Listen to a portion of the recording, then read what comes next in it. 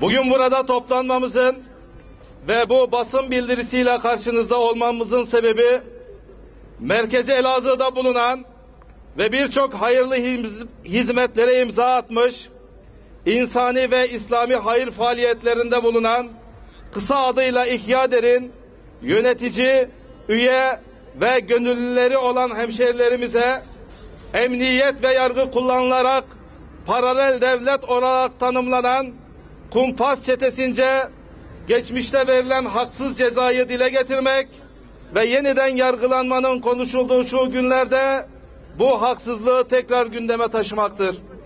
27 Nisan 2009 tarihinde özel yetkili Malatya 3. Ağır Ceza Mahkemesi savcısı tarafından yürütülen soruşturma kapsamında bugün de şifre edilen emniyet ve yargı içindeki kumpas çetelerince Elazığ İhyader Merkez, Şube ve temsilciliklerine polis tarafından baskın düzenlenmiş, derneğin 23 üye ve yöneticisi gözaltına alınmıştı.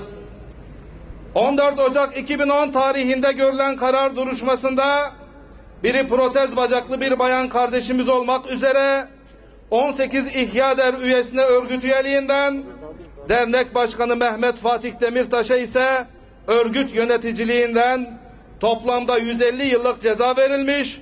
Emniyet ve yargının kirli komplosuyla hazırlanan İhyader iddianamesinde İsrail'in Gazze saldırısını protesto etmek, Filistinliler için gıyabi cenaze namazı organize etmek, Mekke'nin fethi yıl dönümünü kutlamak, Kutlu Doğum Haftası etkinlikleri, Kerbela faciasının anılması, fakir öğrenciler yararına kermes düzenlenmesi, ihtiyaç sahibi yetim, öksüz ve mağdurlara yardımların ulaştırılması gibi yasal faaliyetler, söz konusu yargılamalara esas teşkil eden İhyader'in işlediği suçlar olarak tarif edilmişti. Yaşadığımız ülkenin bir gerçeği, yaşadığımız coğrafyanın da bir gerçeği vardır. Bu ülkede hiçbir zaman olağan bir yönetimi göremedik. Hiçbir zaman olağan yönetimin olmadığı yerlerde olağan bir hukuka da şahit olmadık. Bu ülkeye ithal edilen Cumhuriyet yönetimi bu halkla bir türlü barışmadı. Neden diye sorarsanız bu halkın dinine, diline, kültürüne, geçmişine, tarihine, geleneğine uygun bir sistem bir türlü inşa edilemedi. Onun için halkımızla, özellikle Doğu ve Güneydoğu'da yaşayan bizler hep yönetimler tarafından dışlandık, azarlandık, sürgün edildik, işkencelere maruz bırakıldık, yok sayıldık. Ama gerçekten adaletin bu ülkeye, bu insanlara reva görmesini istiyorsak halkın inanç değerlerini sisteme taşımamız lazım. Bunun başka bir yolu yoktur.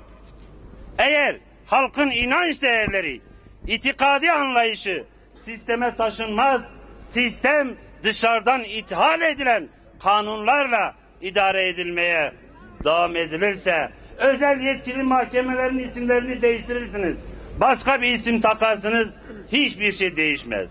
Tarih sürecinde hep böyle oldu. İstiklal mahkemeleri, devlet güvenlik mahkemeleri, ağır ceza mahkemeleri, özel yetkili devlet mahkemeleri, bunların hepsinin ismi değişti, tabelalara değişti ama sistemin, hukukun içeriği hiç değiştirilmedi. O 22 kişinin içerisinde biri de bendim. Ben de o derneğin üyesiydim. Ama maalesef 22 kişiden 3 kişiye beraat verdiler. Neden beraat verdiler biz de anlayamadık. Ceza verdiklerini, niçin ceza verdiler? Şu resimlere bir bakın.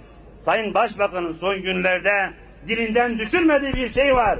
İmanlı gençlik, İşte imanlı gençlik. Şöyle bir resimlerine bakın. Bu insanların yüzlerinde nur var. İlahi nur var. İşte imanlı gençlik budur. Bu insanların tek bir suçu vardı. O da imanlı gençlik yetiştirmekti. Sayın Başbakan gerçekten bu ülkede kumpasların, tuzakların, hilelerin, desiselerin olduğunu gerçekten inanıyorsa hiç dosyaları karıştırmasın. Elazığ İhya dosyasını Türkiye halkının önüne sersin. Türkiye halkı o dosyada neler var bir görsün, tuzağın ne olduğunu bir anlasın.